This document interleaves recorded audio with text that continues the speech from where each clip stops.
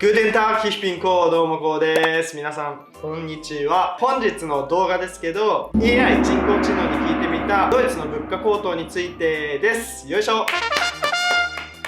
はい、というわけで、皆さんご存知でしょうか、昨今話題のチャット GPT という AI サービスがあるんですけども、こちらは、人間が質問すると、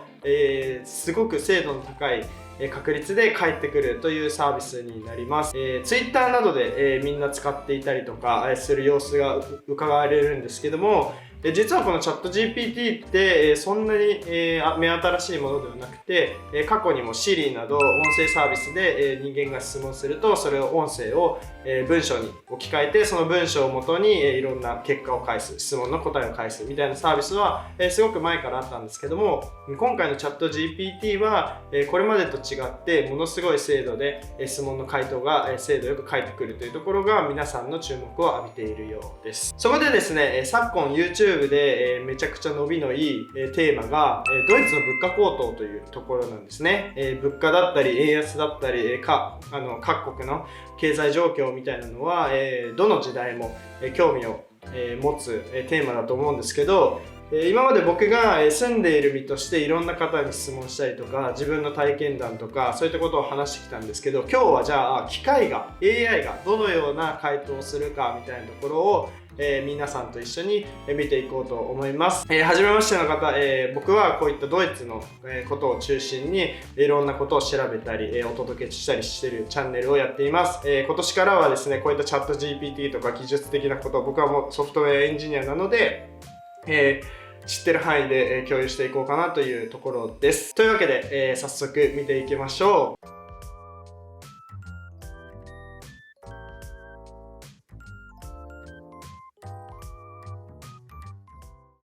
はい、というわけで、早速チャット GPT 皆さんと一緒に、画面見ていきたいなと思います。この通りですね、チャット GPT は皆さんも、ご利用することは、全然できます。Google でこのようにチャット GPT と検索していただくと、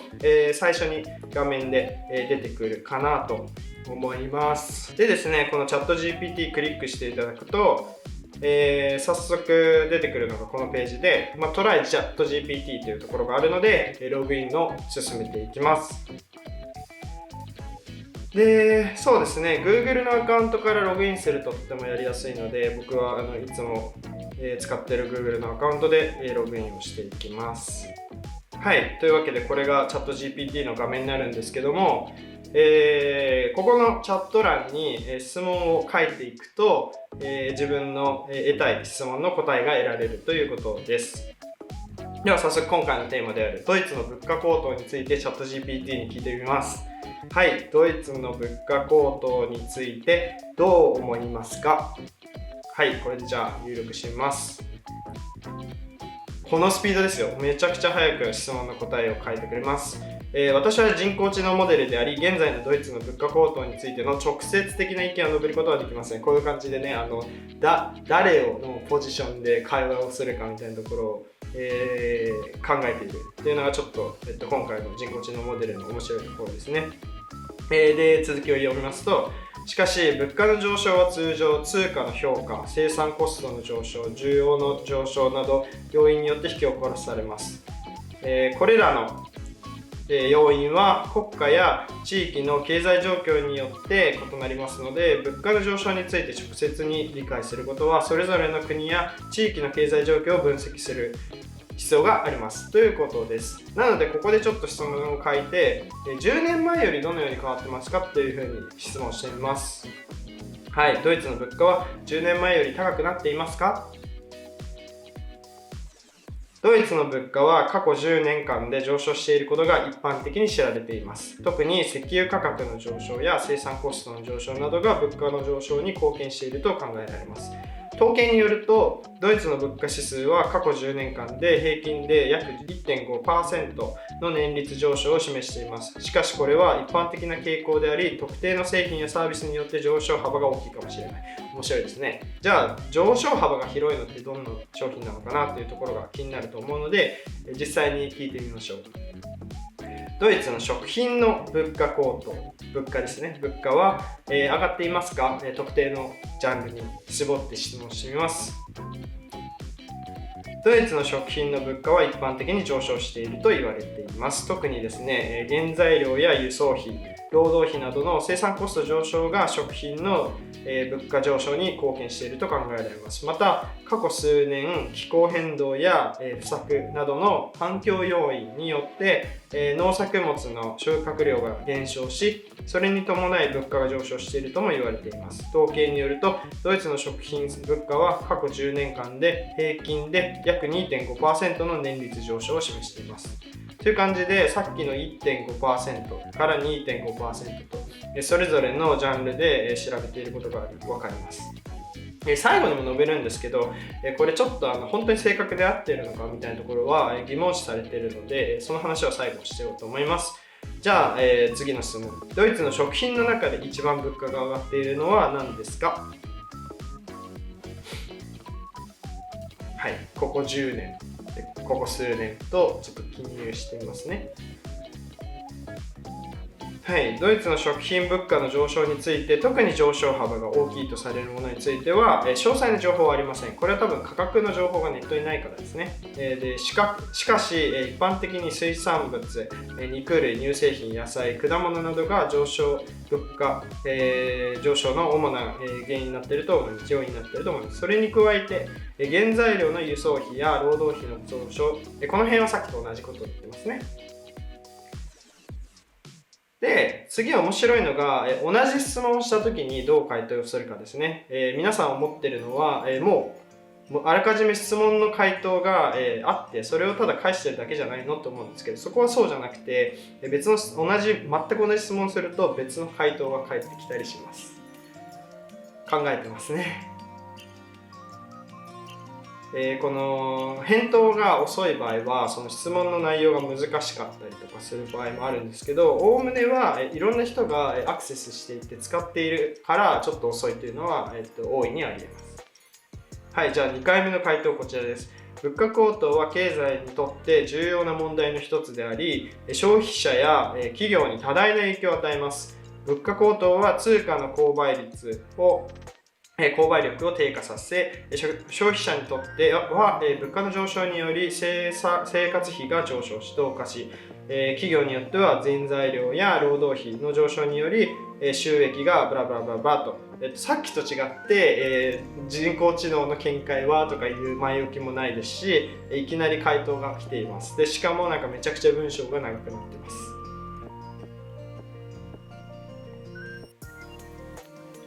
はい、という感じですね。面白いですよね。2回質問すると別の回答が来るというところです。じゃあちょっとご覧になっている方、日本との比較も聞いてみたいのかなと思うので、ちょっと質問してみます。ドイツと日本の物価高騰はどちらの方が深刻ですか？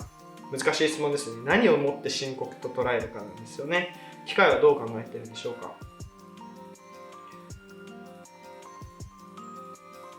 先ほどと違ってやっぱり回答までがゆっくりですね。はい、来ました。物価高騰は国によって異なります。それぞれの国の物価上昇率は異なり、それぞれの国の物価高騰の原因も異なります。したがってドイツと日本の物価高騰を比較することは困難です。同じことですね。日本は1990年代以降、物価安定に悩むデフレという状況が続いています。これは経済成長が鈍化して物価上昇率が低い状態を示します。一方でドイツは経済成長が続いていて、物価上昇率も高い状態にあります。ただ物価高騰が深刻かどうかは国によって違います。物価高騰が深刻だと感じるかどうかは経済状況や消費者の見方、見解によって異なります。めちゃくちゃ濁しまくってる回答で、いいかなと思いますね。じゃあこれに、付随した質問ですけど、皆さんよく僕にも質問してくるんですけど、ドイツと日本どちらに住みたいですか？人工知能はどう思ってるんですかね？私は人工知能のプログラムであり、生きることができないと住むことはできません。しかしながら、ドイツと日本はどちらも魅力的な国であり、異なる文化、経済、歴史、人々があります。ドイツはですね、科学技術、工学、医学などの分野で世界的に有名であり、文化や芸術、歴史なども豊富です。一方で日本は伝統的な文化や芸術、高度な科学技術、経済などが魅力であり、また美しい自然や食文化ですね、なども魅力的です。どちらの国に住んでも異なる文化を学ぶことができ、豊富な経験を得ることができるでしょう。すごく面白かったですね。というわけで最後に一応念のためこの動画で使っていいかを、本人に聞いてみましょう。ありがとうございました。実は YouTube の撮影で、質問をさせていただきました。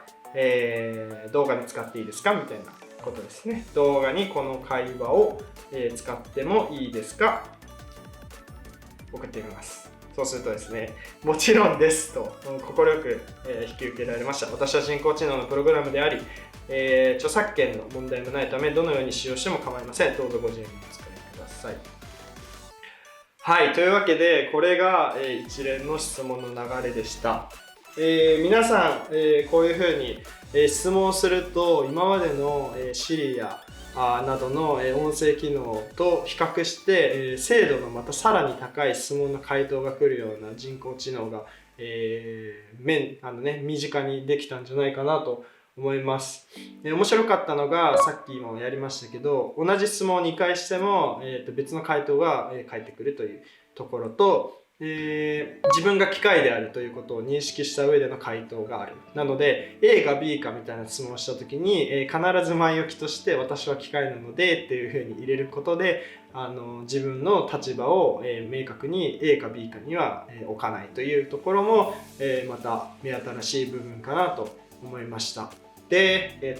最後に話したかったのが、こういった検索で使う時に自分が知らなかったキーワードとかがポンって出てきたりして新しい学びを得たりすることは大いにあるんですけども、一方で必ずその回答が合ってるかと言いますとそうではないです。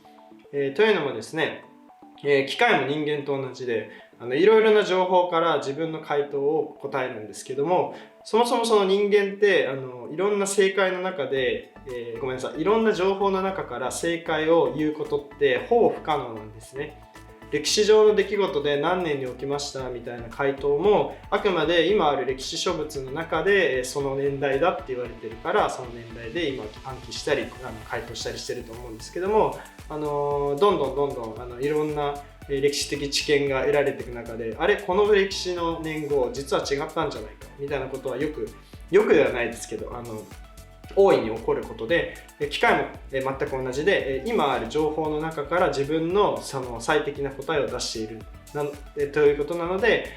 回答が返ってきました。その回答は必ず合ってますって鵜呑みにしてどこかでその得た知見をねそのまま使ったりすると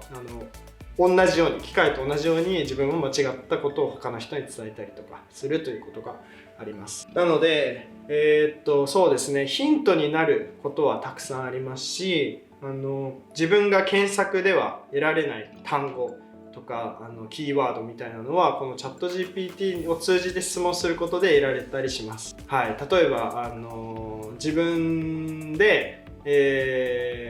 検索している時と違ってなんか新しいことを得るっていうのは映画とかなんかこうドラマとか見てる時もそうだと思うんですけど、知らない英語のドラマ見てたりして英単語が出てきた時になんだこの単語みたいな今まで使ってた